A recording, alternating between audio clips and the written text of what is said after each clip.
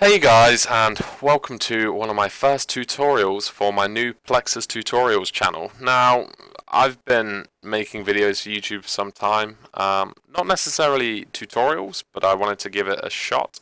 I'm just chilling in the UK at the moment. I'm just drinking a beer, settling down for a nice evening of editing, and I wanted to talk quickly about why you should shoot in RAW and how to process your RAWs. Now, this is a before and after image, or rather an after and a before image. On the right, you can see the original photo, very overexposed, not a lot of detail to it, and I wanted a different feel for it. So I went ahead and basically started editing. I'm just going to drag in the original so you can see what it's like. Now, I use Photoshop a lot of the time because I usually go on to edit and edit and edit and edit, depending on what I'm doing. So I'm not using Lightroom for any critics, just because I didn't feel like explaining this in Lightroom. Now, the way you can edit a RAW, for those who don't know what a RAW is basically the most basic information your camera takes. Without the optimization / compression of a JPEG. So it's basically information of every pixel. And with this you can do a lot. Now when you open up a RAW, it will tell you kind of like the f-stop you use, the shutter speed, the ISO, etc. And you can see I shot this at 28mm on an f5.6 aperture. So a few problems will arise out of that. I mean, the back of the photo doesn't look too sharp. You can see we've grabbed focus on the front. I'm not the most amazing photographer in the world. I'm still learning a lot. I haven't been doing it for that long, so I don't proclaim to be a professional. It's just something I really enjoy. Now, I'm just gonna basically smash all this back to 0.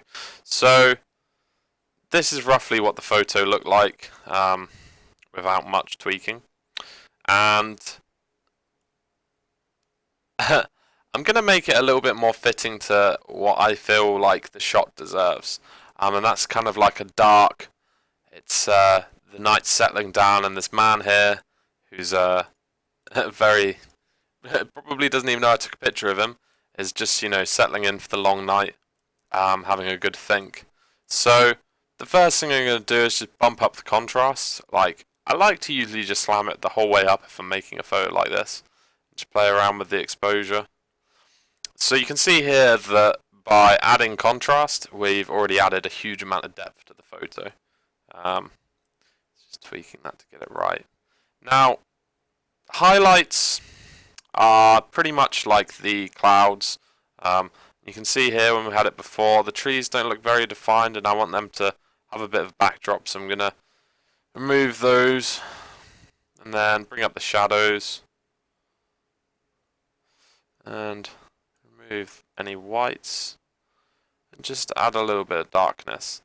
Now, this next bit's going to make the photo, I think. So, clarity, vibrance, and saturation. Now, clarity is basically like sharpening your photo. It will make everything look really sharp. You can do some really cool stuff, like if you do this on water and you add lots of clarity, it looks like glass. It's really, really nice. So I'm just going to bump that up a bit. And I feel like adding some color, but at the same time saturating it a bit. So, that's the photo. I've actually done it a little differently to how I did this previous one.